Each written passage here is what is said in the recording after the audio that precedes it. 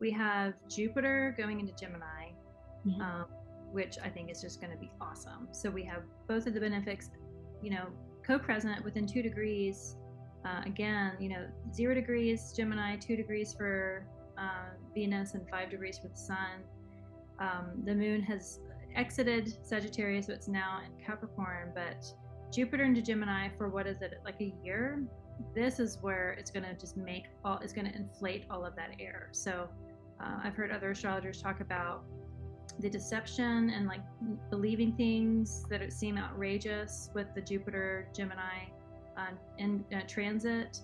So things might be overinflated in the Gemini sense of just believing things that maybe aren't true, like AI generated video and sound deception, because Mercury rules Gemini. Mercury is a trickster in addition to all of his other roles, all the other hats that he wears. And so there is a trickster, deceptive element that isn't very lasting.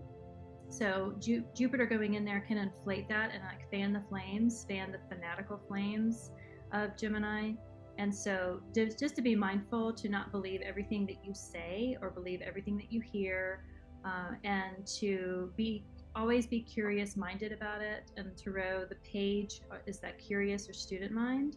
And pages feel very Gemini to me. It's like, stay curious for sure, but don't be dogmatic.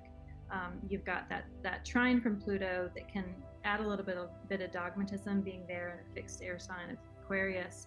But I think it'll be fun.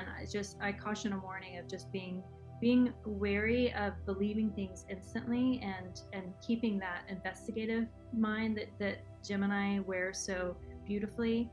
Stay curious and enjoy the Jupiter and Gemini ride.